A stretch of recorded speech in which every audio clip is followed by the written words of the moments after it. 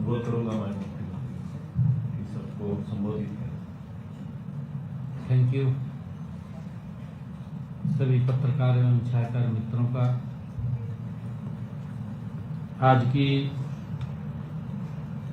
जो प्रेस वार्ता है, देश के यशस्वी प्रधानमंत्री आदरणीय नरेंद्र मोदी जी ने जो कहा है उसको पूरा किया है।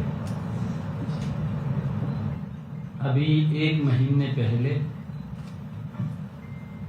देश के यशस्वी प्रधानमंत्री नरेंद्र मोदी जी ने लाल किला की प्राचीर से देश को संबोधित करते हुए कि ये दीपावली लोगों की ये भव्य तरीके से मनाई जाएगी और 1 महीने के अंदर अंदर ही आदरणीय प्रधानमंत्री जी के दिशा निर्देश में जो जीएसटी कर की स्लैब में भारी कमी की गई है, जिसका लाभ मध्यम वर्ग, गरीब व्यक्ति और आम जन को इसका लाभ मिलने वाला है। मैं सबसे पहले तो सभी मीडिया बंधुओं का, मीडिया पत्रकार छायाकार मित्रों का आज की इस प्रेस वार्ता में स्वागत करता हूं। जो अभी जीएसटी काउंसिल की 56वीं बैठक में जो निर्णय लिए गए उसकी आप लोगों से मैं चर्चा करना चाहूंगा, क्योंकि आदरणीय प्रधानमंत्री जी का जो सोच थी कि नागरिकों पर बोझ कम करने के लिए और व्यवसायों की मदद करने के लिए हमारी अर्थव्यवस्था को मजबूत बनाने के लिए कई निर्णय इस जीएसटी काउंसिल की बैठक में लिए गए। जितने भी सुधार जीएसटी काउंसिल की बैठक में हमारी वित्त मंत्री निर्मला सीतारमण जी उनकी अध्यक्षता में हुए हैं, मैं उनका स्वागत करता हूं और मैं समर्थन करता हूं कि इससे महंगाई भी कम होगी और गरीब व्यक्ति मजबूत होगा। ये पहली बार है कि हमारे सभी इंडस्ट्रियलिस्ट, आम व्यक्ति ने इसकी प्रशंसा की है, इसका स्वागत किया है। क्योंकि जब देश के अंदर जीएसटी लागू हुआ, कर में एक बड़ा सुधार उस टाइम आदरणीय प्रधानमंत्री जी लेकर के आए थे। उस कर में सुधार के लिए जो प्रधानमंत्री जी ने कहा था कि 1 नेशन 1 टैक्स 1 बाजार, ये परिभाषा आदरणीय प्रधानमंत्री जी ने कही थी। एक बड़ा रिफॉर्म इसके अंदर प्रधानमंत्री जी लेकर के आए थे। उसके बाद आम जन को एक बड़ी राहत, बड़ी स्लैब इसके अंदर चेंज की गई। कुछ स्लैब पे तो खत्म भी की गई। इसमें 12 और 28 की जो स्लैब थी उसको खत्म करके मात्र 2 स्लैब ही इसमें रखी गई हैं। मुझे खुशी है कि ये सुधार आत्मनिर्भर भारत बनाने में ये मील का पत्थर साबित होंगे। और यही नहीं, देश के यशस्वी प्रधानमंत्री जी ने स्वदेशी का जो आह्वान किया है, आत्मनिर्भर भारत की परिकल्पना की है। और अभी आदरणीय प्रधानमंत्री जी की जो जापान यात्रा के दौरान प्रधानमंत्री जी ने make in India for the world का विजन रखा है, उस यात्रा में उसे साकार करने में भी ये सुधार महत्वपूर्ण साबित होंगे। मुझे ये भी खुशी है कि इनसे रोजमर्रा इस्तेमाल के उपभोक्ता सामान सस्ते होंगे। जो रोजमर्रा के लोगों के जीवन में जो सामान लेते हैं, इसलिए मध्यम वर्ग की बचत बढ़ेगी और आगामी त्योहारों के सीजन में खरीदारी से बाजार को बड़ा लाभ होगा। जीएसटी परिषद द्वारा लिए गए कुछ प्रमुख निर्णयों का मैं आपके बीच में जिक्र करना चाहूंगा। देश में जीएसटी की सिर्फ 2 ही मानक दरें रहेंगी। जैसा मैंने जिक्र किया है, एक 5% और दूसरी 18%। इसके अलावा अहितकारी वस्तुओं के लिए विशेष दर वो 40% रखी गई है, जो लग्जरी आइटम है, जो आम जन से बहुत दूर हैं, उसकी अलग एक विशेष दर रखी गई है। 12% व 28% की दोनों दरों को समाप्त कर दिया है। दरों के वर्गीकरण में सुधार किया गया है।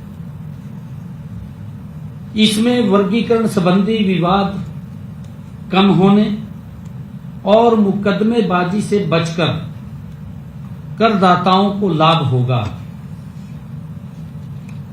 नागरिकों द्वारा सामान्य रूप से उपयोग की जाने वाली वस्तुओं पर जीएसटी दरों को कम कर दिया गया है और कुछ पर इसे बिल्कुल ही समाप्त कर दिया गया है, 0 कर दिया गया है। बहुत सारे ऐसे सामान हैं। लोगों पर टैक्स का बोझ और कम करने के लिए सेस को भी समाप्त कर दिया है। इसका बड़ा लाभ आम जन को, आम व्यक्ति को मिलने वाला है। जैसे कपड़ा और उर्वरकों पर इन्वर्टेड ड्यूटी स्ट्रक्चर को हटाया गया है। इससे डीलरों के लिए पूंजी का अवरोध कम होगा। पंजीकरण प्रक्रिया को सरल बनाया गया है। इससे कम जोखिम वाले आवेदकों के लिए 3 दिनों के भीतर स्वचालित पंजीकरण हो सकेगा। इसका सरलीकरण किया गया है। सिस्टम विश्लेषण के आधार पर और एक निश्चित समय सीमा के भीतर प्रोविजनल रिफंड करना संभव हो पाएगा। ये इसका जो सरलीकरण किया है। मुझे ये बताते हुए खुशी है कि जब ये जीएसटी का सरलीकरण किया गया है, इसके दरों को में बड़ा परिवर्तन किया गया है, तो हमारा हरियाणा प्रदेश ये कृषि प्रधान राज्य है। मुझे ये बताते हुए कि जीएसटी परिषद ने वर्तमान सुधारों में कृषि और किसान दोनों का विशेष रूप से ध्यान रखा है।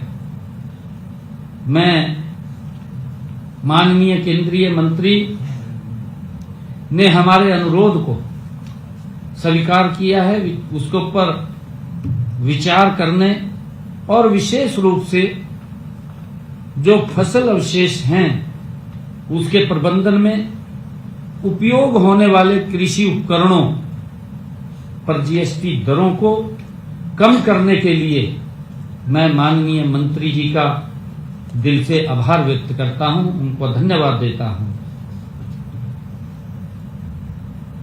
जीएसटी काउंसिल की बैठक ने, परिषद ने जो पैकेट दूध हैं और पनीर पर जीएसटी 0 कर दिया है, इससे आम व्यक्ति को बड़ा लाभ मिलेगा।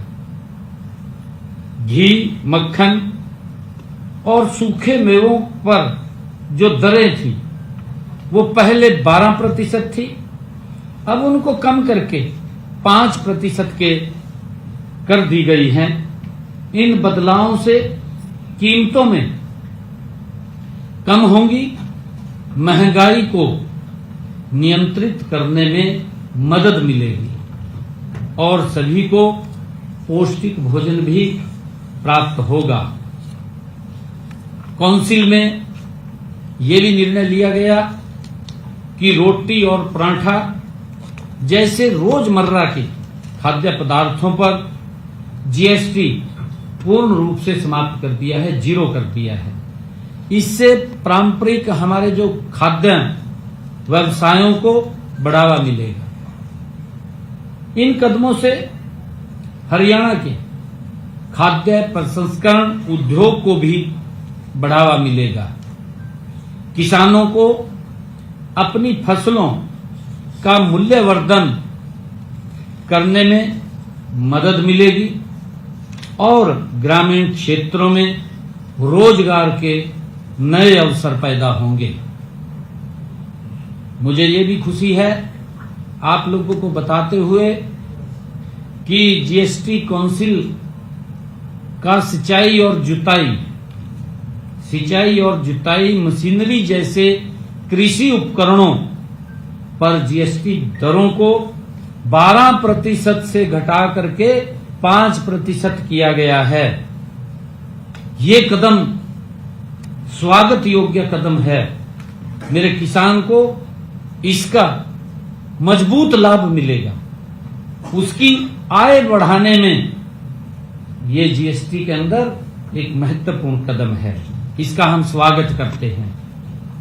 इससे किसानों के लिए कृषि उपकरणों की अमोनिया, सल्फ्यूरिक एसिड और नाइट्रिक एसिड पर जैव कीटनाशक और उर्वरक इनपुट्स जैसे पर अब 5% जीएसटी लागू होगी और इससे इनपुट लागत किसान की कम होगी और टिकाऊ कृषि पद्धतियों को बढ़ावा मिलेगा। जीएसटी परिषद द्वारा ट्रैक्टर और ट्रैक्टर पुर्जों पर जीएसटी दरों को कम करने के फैसले का भी हम स्वागत करते हैं, क्योंकि आदरणीय प्रधानमंत्री जी का जो संकल्प है और जो प्रधानमंत्री जी बोलते हैं, जो कहते हैं, उसको पूरा करने की गारंटी नरेंद्र मोदी की है। जो बोलते हैं उसको पूरा करते हैं। आदरणीय प्रधानमंत्री जी के दिशा निर्देश में हमारी वित्त मंत्री निर्मला सीतारमण जी, जो इस जीएसटी काउंसिल की अध्यक्षा हैं, उन्होंने जैसा मैंने बताया है ट्रैक्टर और ट्रैक्टर पुर्जों पर जीएसटी दरों को कम करने के फैसले, इसमें 1800 सीसी से कम इंजन क्षमता वाले ट्रैक्टरों पर जीएसटी दर 12% से घटाकर 5% करने का निर्णय लिया है, कर दी गई है। जबकि 1800 सीसी से अधिक इंजन क्षमता वाले ट्रैक्टरों के लिए यह दर 28% से घटाकर 18% कर दी गई है। मुझे ये भी खुशी है, यह प्रगतिशील कदम किसानों को आधुनिक कृषि मशीनरी अपनाने के लिए प्रोत्साहित करेगा और खेती में आधुनिकीकरण को बढ़ावा मिलेगा। मुझे ये बताते हुए कि जीएसटी काउंसिल की मीटिंग में सौर और अन्य नवीकरणीय ऊर्जा उपकरणों पर जीएसटी दर 12 से घटाकर के 12% से घटाकर उसको 5% किया गया है। यह कदम स्वच्छ ऊर्जा के उपयोग को और बढ़ावा देगा, परियोजना लागत को कम करेगा और टिकाऊ व पर्यावरण अनुकूल ऊर्जा को प्रोत्साहित करेगा। इसका हम स्वागत करते हैं। इसका भी बड़ा लाभ आम जन को मिलेगा। मुझे खुशी है कि वस्त्र क्षेत्र में भी उद्योग और उपभोक्ताओं को राहत प्रदान करने के लिए जीएसटी दरों की युक्ति संगत बनाया गया है। धागे और कपड़े जैसे प्रमुख कपड़ा इनपुट्स जिन पर पहले 12% जीएसटी लगता था, अब उन पर 5% लगेगा। सिलाई मशीन पर भी जीएसटी 18% से घटाकर 5% कर दिया गया है। इन कटौतियों से उत्पादन लागत में काफी कमी आएगी। छोटे और मध्यम उद्यम मजबूत होंगे और इस क्षेत्र में अधिक रोजगार पैदा होंगे। ये इससे एक बहुत बड़ा लाभ बेरोजगारी को भी समाप्त करने में मिलेगा। मुझे बताते हुए आप सब पत्रकार के बीच में कि आवश्यक जीवन रक्षक दवाओं पर जीएसटी 12% से घटाकर उसको 0 कर दिया है कि व्यक्ति को इलाज कराने के लिए महंगी दवाइयों में वो इलाज नहीं करा पाता था। आदरणीय प्रधानमंत्री जी ने आम व्यक्ति आम जन के लिए दवाइयों के ऊपर जीएसटी को 0 कर दिया है, जिससे कि दवाइयां भी लोगों के पहुंच में रहें। इससे एक बहुत बड़ा लाभ गरीब व्यक्ति, आम व्यक्ति, प्रधानमंत्री जी का जो सोच है, जो उनका विजन है, गरीब व्यक्ति को कैसे सशक्त और मजबूत किया जाए, कैसे कैसे उनको आगे बढ़ाया जाए। प्रधानमंत्री जी ने जो कहा है उसको पूरा किया है। इसके अतिरिक्त डायग्नोस्टिक किट जैसे कि ग्लूकोमीटर और रीजेंट पर जीएसटी 5% कर दिया है। एक बड़ा लाभ आम जन को दिया जा रहा है। इन उपायों से इलाज की लागत उल्लेखनीय उसमें कमी आएगी और विशेष देखभाल की आवश्यकता वाले रोगियों को इसका सीधी राहत उनको मिलेगी, उन तक पहुंचेगी। मुझे ये भी खुशी है कि जीवन और स्वास्थ्य बीमा पर जीएसटी 18% से घटाकर उसको भी 0 कर दिया है, 0 कर दिया है। इससे प्रीमियम की लागत कम होगी। जो प्रीमियम लगता था उसके अंदर भी कमी आएगी।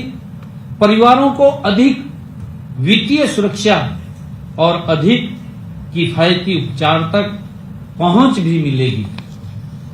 जैसे छोटी कारों में पेट्रोल के लिए 1200 सीसी तक, डीजल के लिए 1500 सीसी तक इंजन क्षमता वाली कारों पर जीएसटी दर 2.5% से घटाकर 18% कर दी गई है और यही 18% दर 350 सीसी तक इंजन क्षमता वाली मोटरसाइकिल पर भी ये लागू होगी। मिडल मैन को एक बड़ा राहत आदरणीय प्रधानमंत्री जी ने इन टैक्सों की जो रेशनलाइजेशन किया है उसके अंदर बड़ी राहत देने का काम आदरणीय प्रधानमंत्री जी ने किया है। इन बदलावों से मध्यम वर्ग के लिए छोटी गाड़ियां अधिक किफायती हो जाएंगी और ऑटोमोबाइल क्षेत्र में मांग बढ़ने की भी ये उम्मीद है। और मैं ये भी खुशी है कि इस जीएसटी काउंसिल की बैठक में जो निर्णय लिया गया है, जिसका आम जन के ऊपर डायरेक्ट इम्पैक्ट पड़ने वाला है।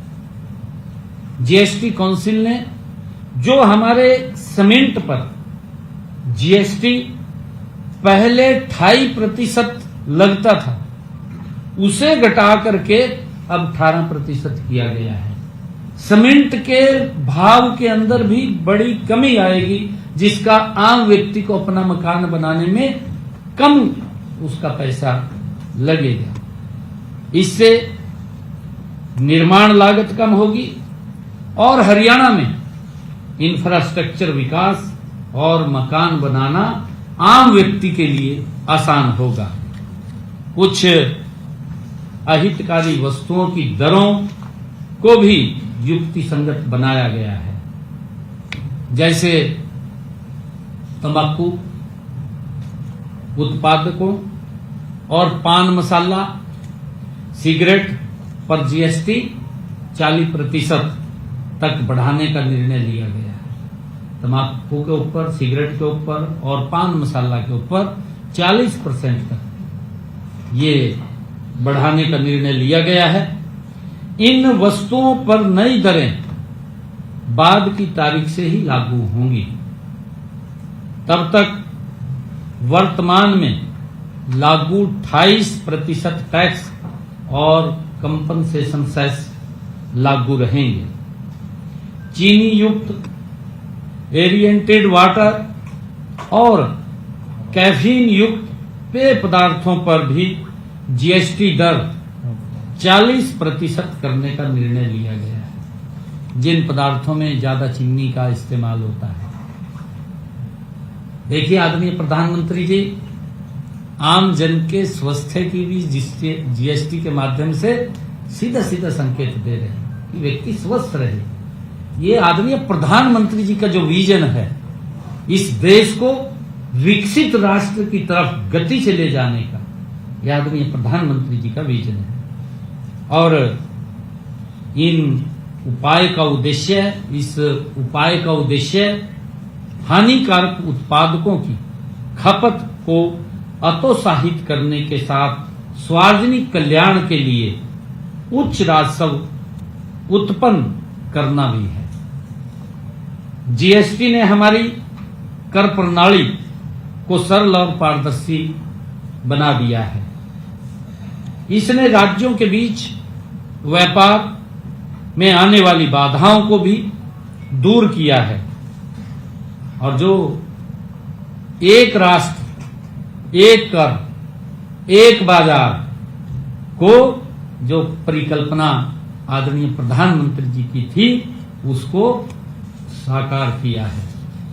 मुझे खुशी है कि 2017 से जीएसटी ढांचे को सरल और तर्कसंगत बनाने के लिए लगातार प्रयास किए जा रहे हैं। इनमें हरियाणा में कर आधार का विस्तार हुआ है, जीएसटी संग्रह में वृद्धि हुई है। हरियाणा का शुद्ध जीएसटी संग्रह जो 2018-19 में 18,910 करोड़ रुपए था, जो बढ़कर के 2024-25 में 39,743 करोड़ रुपए हो गया है। यह 110% की वृद्धि है। अपनी अपेक्षाकृत छोटी आबादी और आकार के बावजूद हरियाणा एक अग्रणी कर संग्रह करने वाले राज्य के रूप में उभरा है। वर्ष 2024-25 में हरियाणा कुल सकल जीएसटी संग्रह में देश के प्रमुख राज्यों में 5वें स्थान पर रहा है। वास्तव में वित्त वर्ष 2025-26 में हरियाणा का शुद्ध SGST संग्रह 20% की बहुत प्रभावशाली दर से बढ़ रहा है। मित्रों, मैं देश के यशस्वी प्रधानमंत्री और आदरणीय नरेंद्र मोदी जी और देश की वित्त मंत्री आदरणीय निर्मला सीतारमण जी और GST परिषद के सभी सदस्यों का एक बार मैं पुनः आभार व्यक्त करता हूं। उनकी दूरदर्शिता और जन हितकारी सोच ने इस परिवर्तनकारी और कल्याणकारी निर्णयों को संभव बनाया है। धन्यवाद। दो सवाल है। एक